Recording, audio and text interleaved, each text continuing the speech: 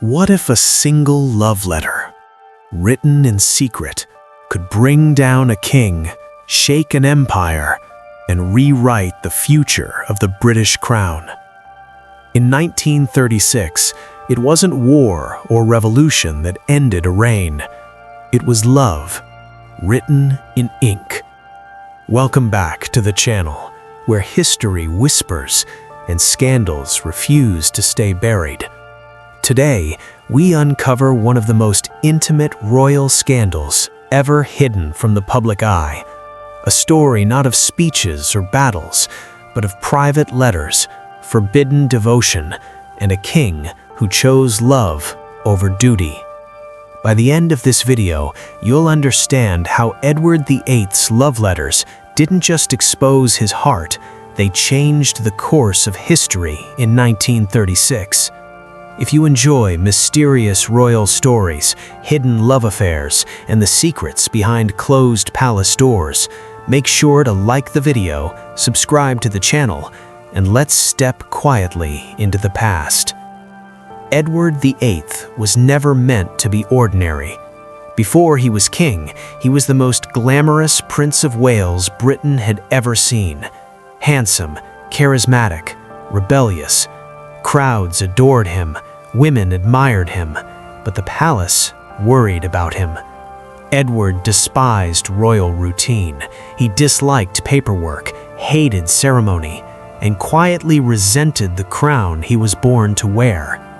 Yet in January 1936, when King George V died, Edward became king, whether he wanted the responsibility or not. Behind palace walls, officials hoped the crown would mature him.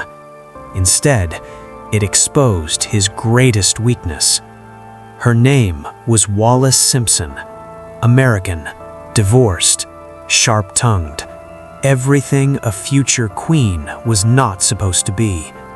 When Edward met Wallis, she was already married and had already been divorced once before. To the British establishment, this made her completely unacceptable. But to Edward, she was intoxicating. She challenged him, listened to him, made him feel understood. And when they were apart, Edward wrote to her constantly. Edward's letters to Wallis were not polite royal correspondence. They were emotional, desperate, unfiltered. In one letter, Edward wrote words that shocked even hardened courtiers when they were later discovered. He spoke of loneliness, of feeling trapped by duty, of wanting to escape the crown entirely if it meant being with her.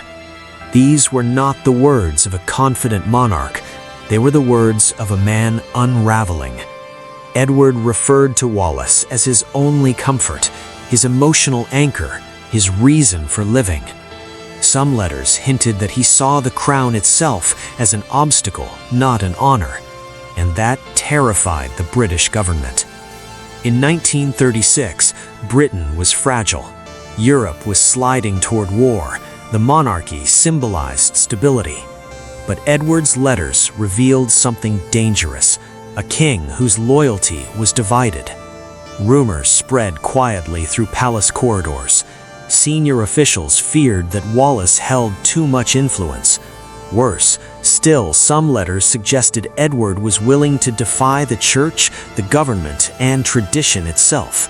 For the first time in centuries, the crown was vulnerable, not from rebellion, but from romance. The British press remained silent, but behind the scenes, pressure mounted. Edward was given a choice: the crown or the woman. On December 11, 1936, Edward VIII spoke to the nation. His voice was calm, controlled, but behind those words were the letters, the longing, the devotion, the refusal to let go. Edward told Britain he could not carry the burden of kingship without the woman he loved. And just like that, the king abdicated. No war forced him out, no uprising removed him. Love did. The crown passed to his brother, who became King George VI, a man who never expected to rule.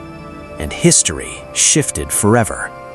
Edward became the Duke of Windsor, Wallis became his wife, but the fairy tale ended quietly. They lived in exile, watched the monarchy move on without them. The letters, once hidden, once dangerous, were locked away. Some were destroyed, others sealed for decades, because they revealed a truth the monarchy preferred to forget, that a king once loved so deeply he was willing to abandon an empire. Edward VIII's love letters remind us of something uncomfortable. Behind crowns and palaces are human hearts. His words didn't just change his life, they changed the monarchy. They reshaped Britain's future, and they led, indirectly, to Queen Elizabeth II sitting on the throne decades later. All because of letters never meant to be read. If you enjoyed this story, subscribe to the channel for more hidden royal scandals and forbidden love affairs. And tell me in the comments, was Edward VIII brave for choosing love or reckless for abandoning the crown? Until next time, keep listening to history's whispers.